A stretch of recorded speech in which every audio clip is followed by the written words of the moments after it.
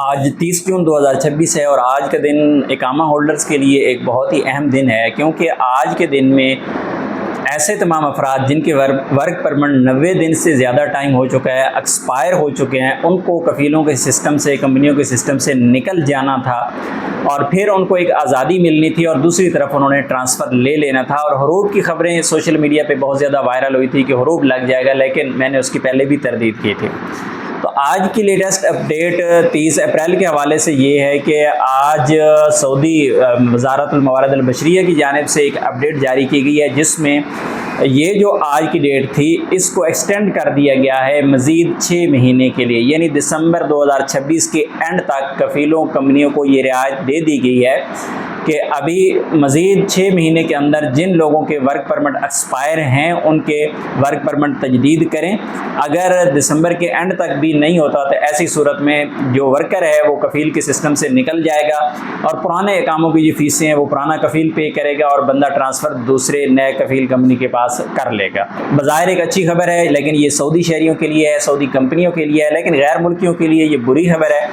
اس کی وجہ یہ ہے کہ ایسے افراد جن کے اقامے 3-5 سال سے ایکسپائر تھے اور غلطی ظاہر کفیل کی ہے کہ وہ اقامہ تجدید نہیں کرتا یا کمپنی تجدید نہیں کرتی، تو ابھی ان کے پاس ایک گولڈن چانس تھا کہ آج اگر ان کو سسٹم سے خارج کر دیا جاتا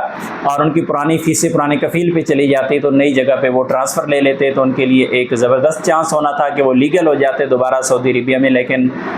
وہ والی جو فیسلٹی ہے فی الحال آپ کو نہیں مل رہی۔ اور آنے والے وقت میں کیا ہوگا، 30 دسمبر کے بعد 31 دسمبر کے بعد کیا ہوگا یہ تبھی پتہ چلے گا، لیکن فی الحال جو صورتحال ہے کمپنی کفیلوں کو جب 6 مہینے کا ٹائم دے دیا گیا ہے تو آج نہ کسی کا حروب لگنے جا رہا ہے، نہ کسی کا خروج لگنے جا رہا ہے، نہ کسی کی فیسیں واپس ہونے جا رہی ہیں۔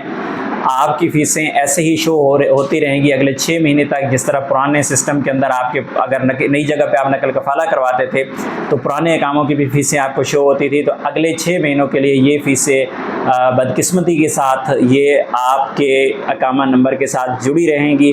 اور جو لوگ اس وقت انتظار میں تھے کہ چلے ہم لیگل ہو جائیں گے، فی الحال آپ کے لیے کوئی چانس نظر نہیں آ رہے۔ اب دیکھنا پڑے گا کہ دسمبر 2026 میں جا کے کیا ہوتا ہے، تو یہ تب ہی کچھ بتایا جا سکتا ہے۔ ملتے ہیں نیکسٹ ویڈیو میں، تب تک کے لیے اجازت دیجیے، اللہ حافظ۔